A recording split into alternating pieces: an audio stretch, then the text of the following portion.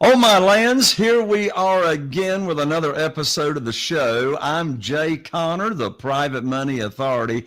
I'm so excited to have all of you tune in here to the show, and I'm so excited to have my guest today. My guest actually is a very good friend of mine. We're in a mastermind together, and I've been having to twist his arm for a while to get his calendar freed up so he could come on. So let me tell you about my guest. First of all, he's a nationally certified life coach in leadership, and he's one of the top real estate professionals in the world. And listen to this, he is closing between 30 and 65 deals a month. That's right. I said that right, between 30 and 65. In addition to that, he's the host of a very, very popular podcast, which is called the Uncommon Real Estate Podcast. In addition to that, he's a realtor, he's an entrepreneur, and he's running multiple successful businesses in the Washington, D.C. area. On top of that, he consistently brings in and closes up to $10 million in revenue year after year. My lands, I am so excited to have my friend and my guest today, Chris Craddock. Hello, Chris, and welcome to the show. Jay, so excited to be with you, my friend. This is going to be fun, being able to spend some time together. You got that right, man. And I tell you what, a rock star you are. I mean, you've got amazing success.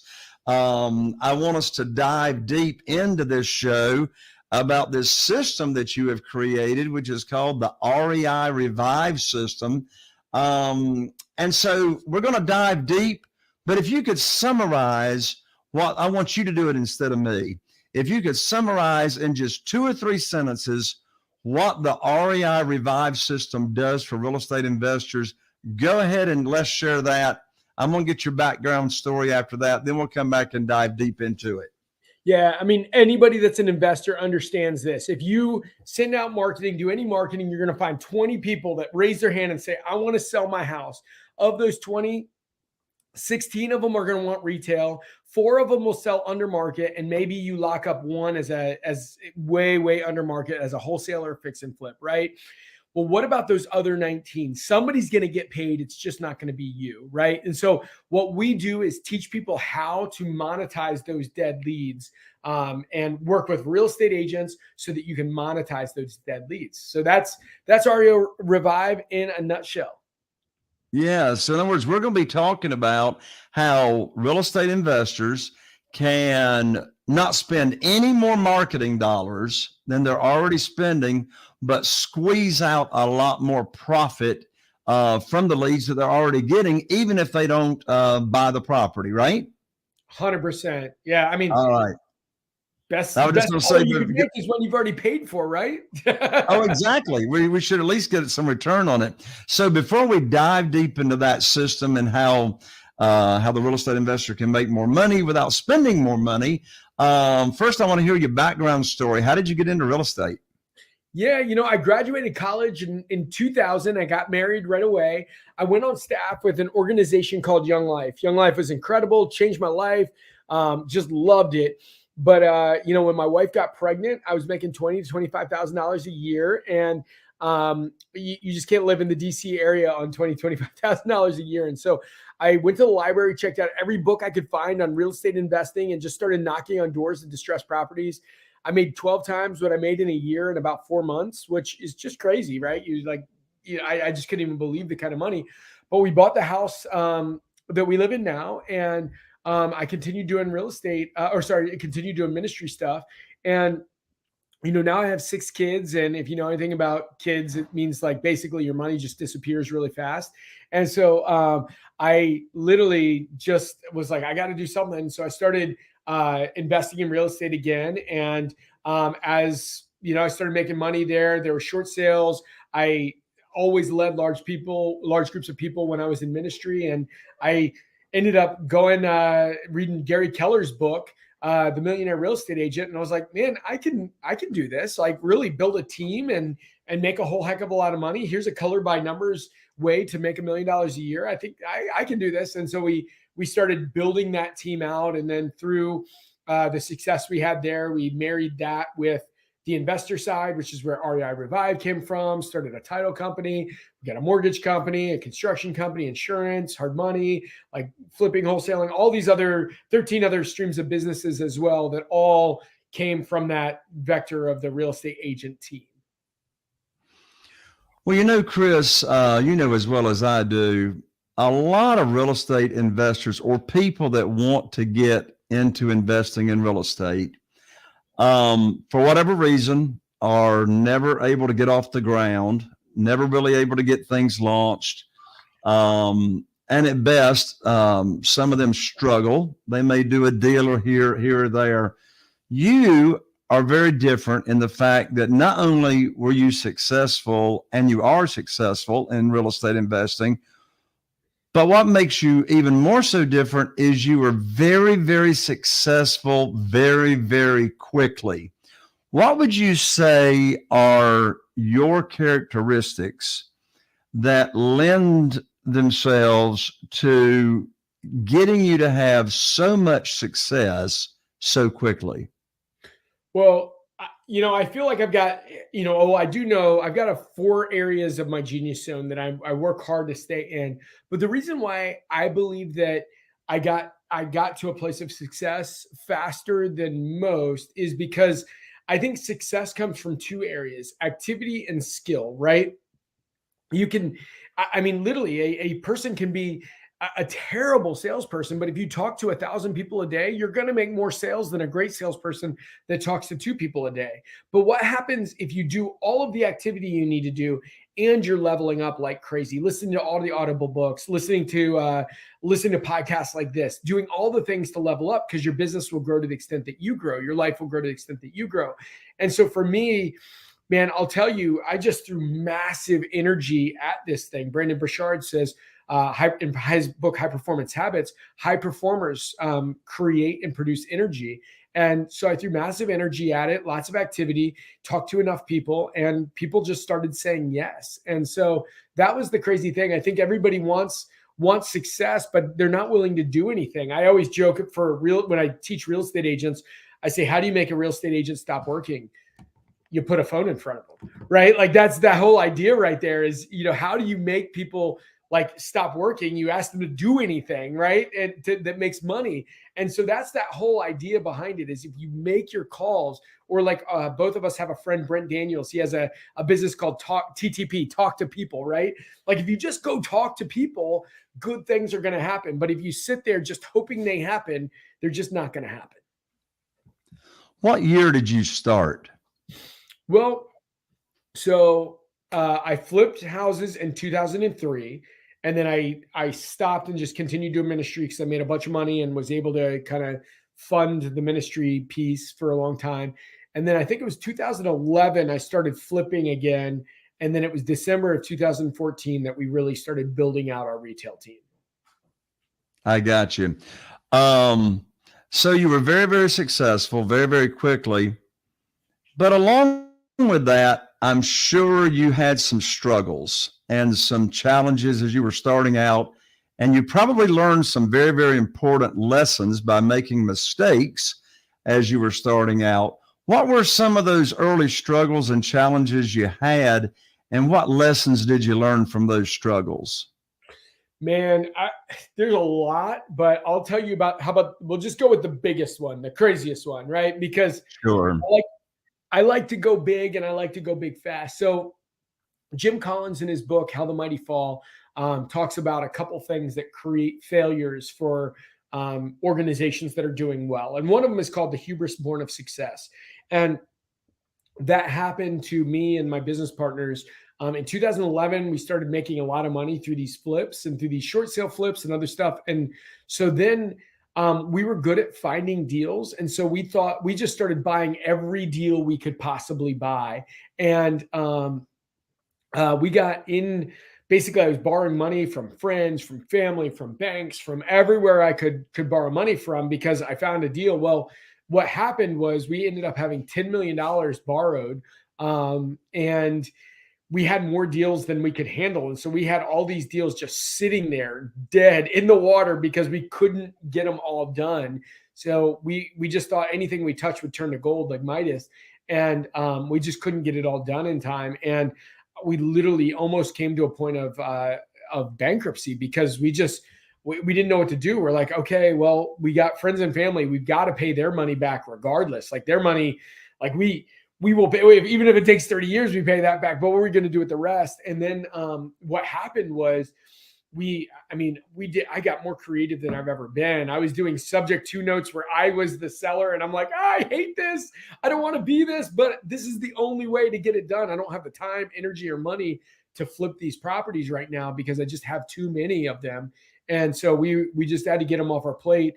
And me and my other business partners, I lost over $600,000 and they lost a bunch of money as well. And we all were in it together and just decided that none of us would ever not pay back the money to our friends and family and people that invested in us privately. And man, it was a rough go. But one of the things that one of my mentors said while I was going through it is like, everybody needs to go through some tough times. Like nobody should ever trust somebody that doesn't walk with a limp. I hear you, man. That's a good quote. Well, what you just said was obviously in your career, you have borrowed and funded a lot of deals with private money, haven't you? Yeah, actually we have. Yep. Yeah. Well, and I'm known as the Private Money Authority, and I know you know that. But the two most common questions, Chris, that I get, particularly from new real estate investors or newbies, is how do I find the deals and how do I fund the deals? And raising private money is hard if someone doesn't understand how easy it is. So, Chris, if you will bear with me for about 20 seconds, I have just finished writing a brand new private money guide that is called The 7 Reasons Why Private Money Will Skyrocket Your Real Estate Business and Help You Build Incredible Wealth. So if you are needing private money, needing funding for your deals, this is free. And you can download it after the show at jayconner.com, JAYCONNER.com/money guide. And that will get you on the fast track to getting private money, a lot of it very, very quick. That's jayconner, JAYCONNER.com/money guide. Be sure and download that to get on the fast track to getting your deals funded and not missing out on any deals. So let me ask you a question, Chris. You just mentioned, you lost $600,000. You lost a lot of money there, starting out. If you knew then what you know now, what is the barometer? What is the criteria? What is the red flag to keep someone from doing what you and your partners did? I would just say grow responsibly and reasonably, right? All of us, the reason why we become entrepreneurs is we all have a little bit of hubris, right? Because most businesses fail. So to believe that we're going to defy the odds and that we're going to be the people that don't fail and create massive wealth for ourselves and the people in our world, you have to have a little bit of hubris. But you also need to, if you can temper that with wisdom and understand that that as you grow, you need to grow in a way that works. What is it? Most businesses die of indigestion from starvation. So as you scale out your business, you can really win. So that would be kind of the main thing that I learned from that is just as you grow, you got to grow in bite-sized pieces, or else you're going to get yourself in a little bit of trouble. That's excellent advice. Now you have devised a way. We briefly touched on it at the beginning of the show, but you have devised not a way. You have devised a system that's called the REI Revive System. And this is, as you mentioned, it's all about how to take the leads that are already coming in and squeeze more profits out of it. So you gave us the 50,000 foot view at the beginning. Now I want you to give us step by step by step as much as you can. How does this work? I mean, what does somebody have to put in place for this to work? What relationships need to be in place? How do you do the handover? Take us from start to finish. Yeah. So, well, I'll start with this. One of the things that I'm learning, and if you're an investor or a wholesaler, what I'm seeing is so many states are requiring that wholesalers get a real estate license. So just be aware that this is what's coming here in the future. So we're creating almost a tribe within the real estate community. I moved my business over from Keller Williams to EXP Realty because I do believe that this is what is coming.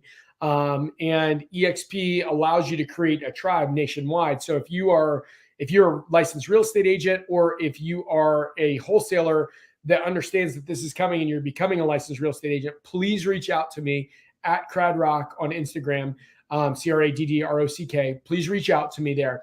Now, REI Revive, what we do is teach people that when people call in, like I already talked that brief second, like you get 20 people calling in, 20 people that say, I want to sell my home. Most of them are going to want to sell at a retail price, right? And so when they call in and want to sell at retail, what are we doing? We're sending people out to the property so that they're not hearing that a real estate agent is coming out. Everybody's got a friend who is a brother's uncle who is a pest control person and a real estate agent, right? They don't want to talk to another real estate agent.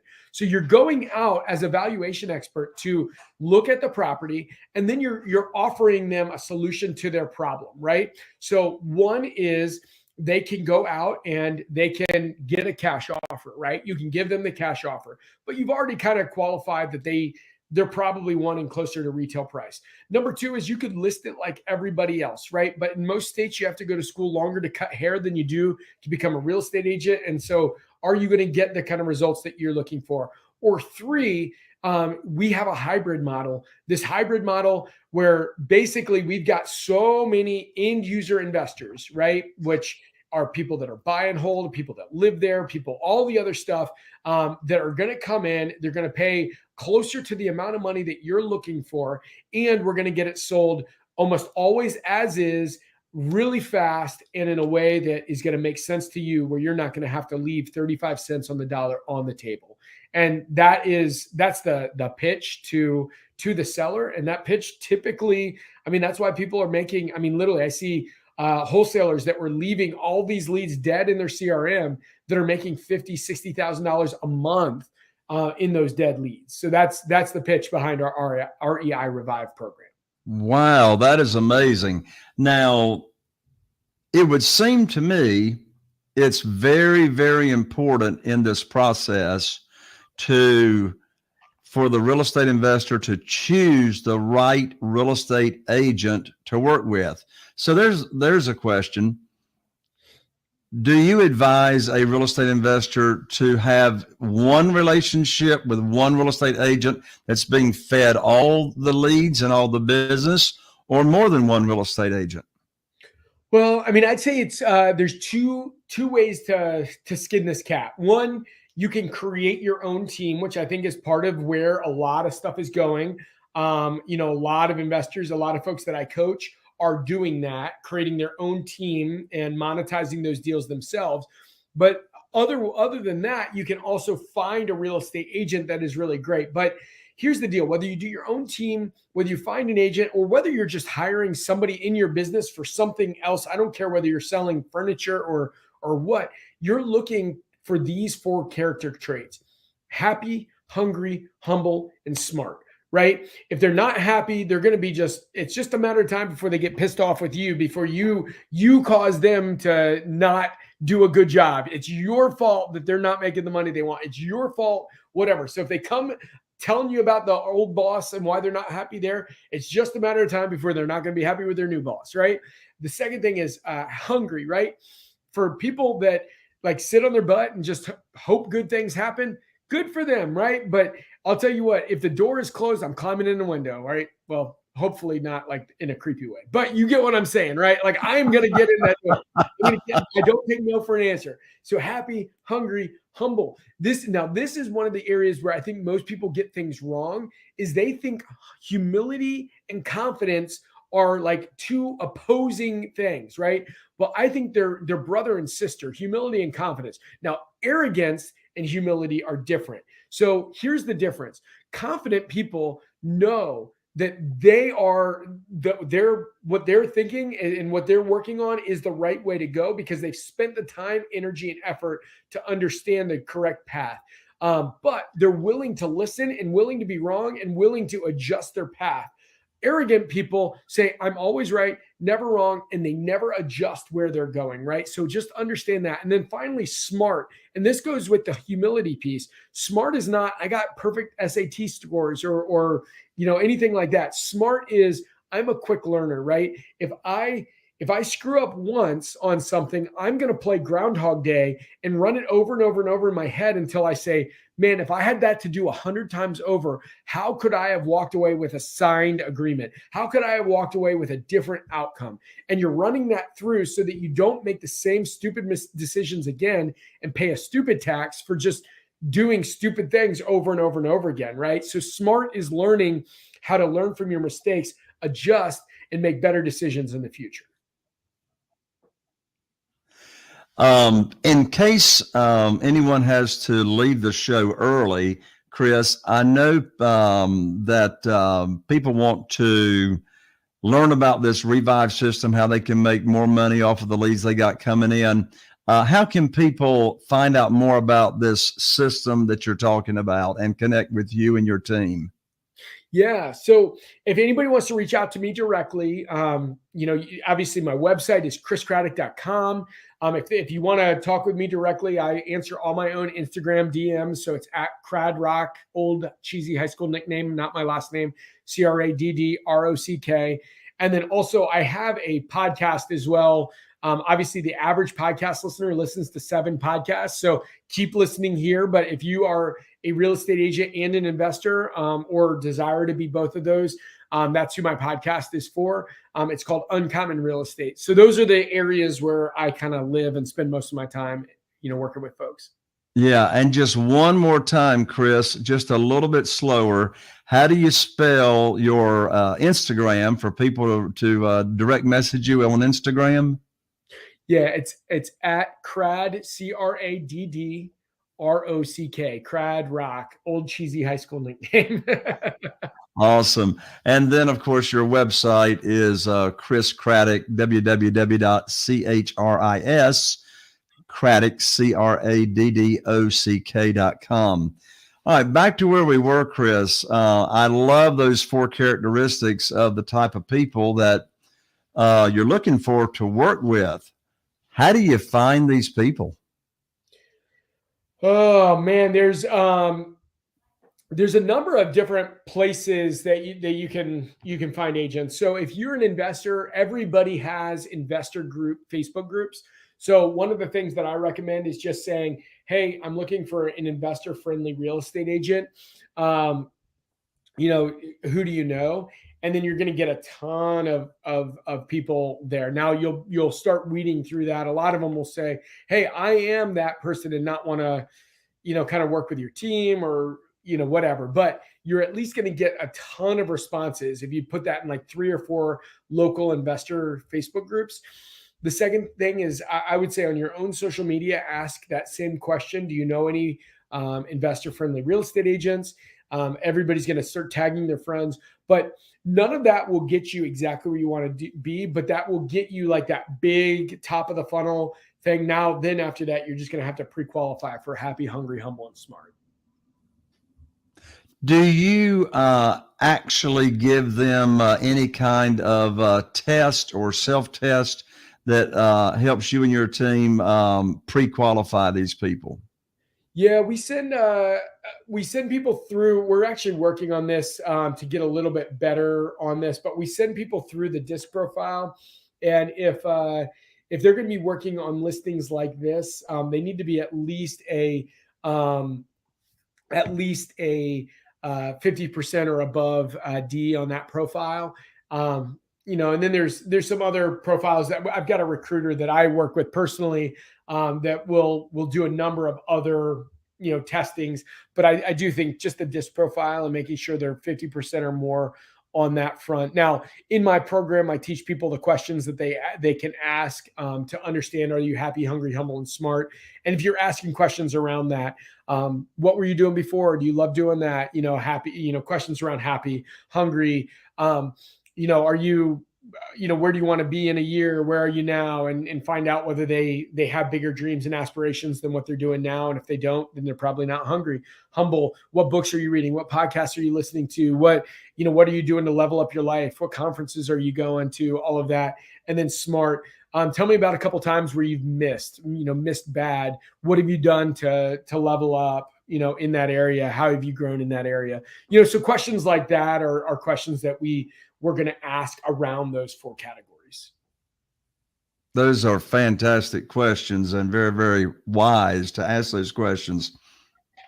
I mentioned this earlier in the show, and that is, the 2 most common popular questions that I get today is, how do I fund the deals? And secondly, how do I find deals? I've been full-time at this real estate investing thing, Chris, since 2003. And I would say right now is, since at least the past year, it's more challenging to find deals than ever before. For one reason, there's no inventory in the multiple listing service. Bank-owned properties and foreclosures have been shut down the last couple of years. However, that's opening up and is opening up pretty quick. So all the deals that I, myself, and my team are doing are off-market deals. In other words, they're not in the multiple listing service.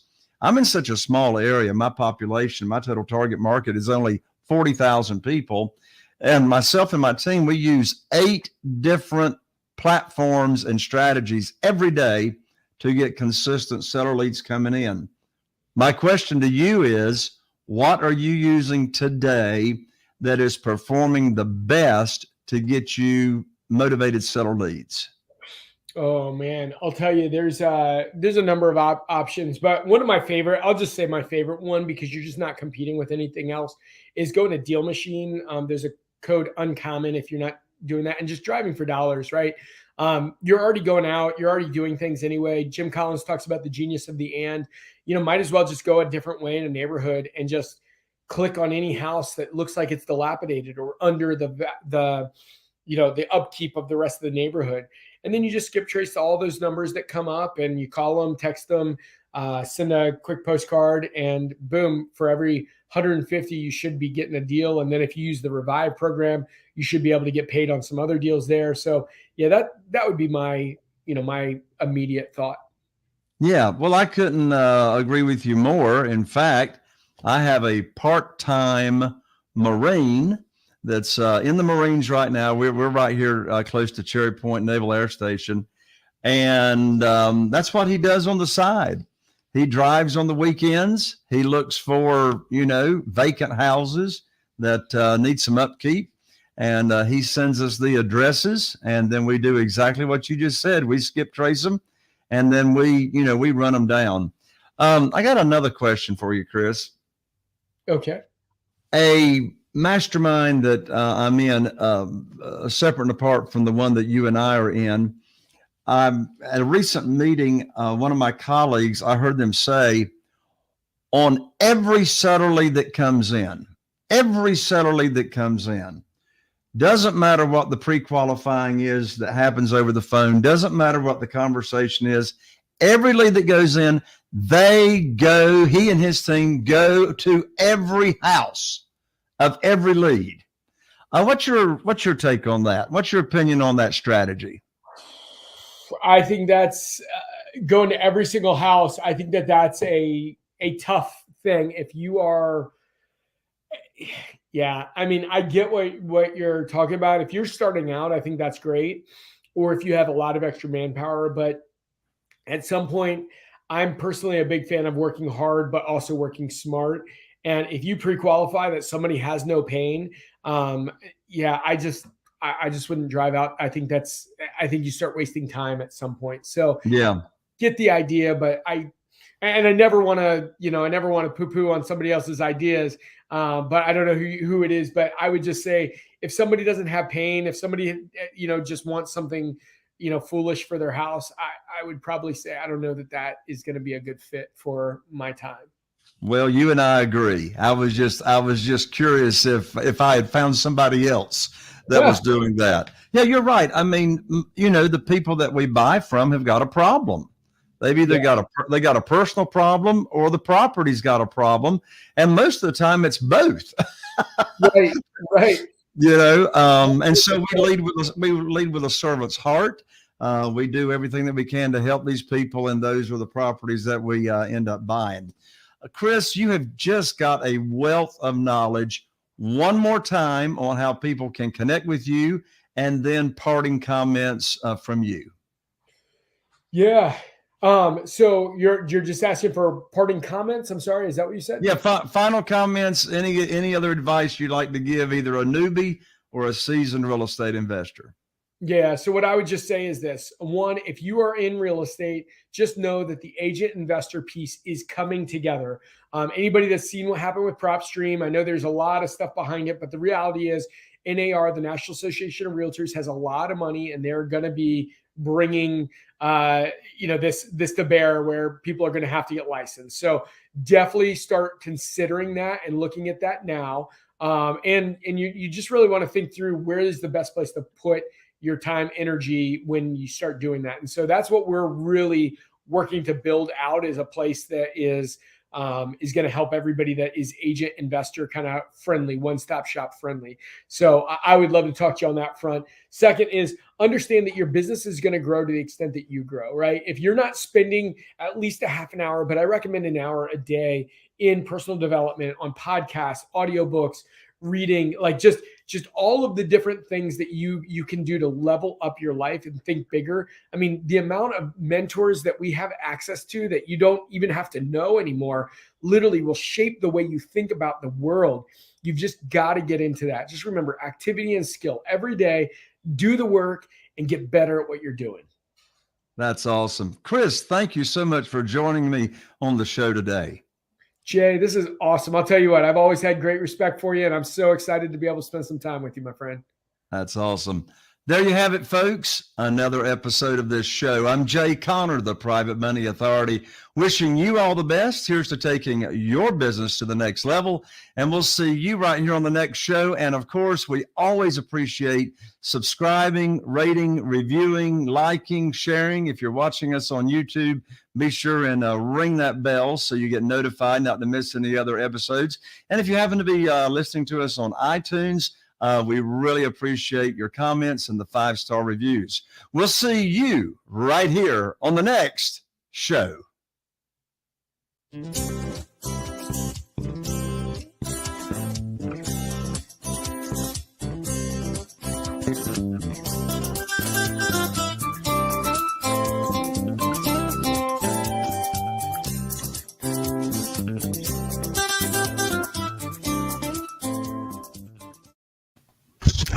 That was amazing, Chris. And just so you know, we are raw and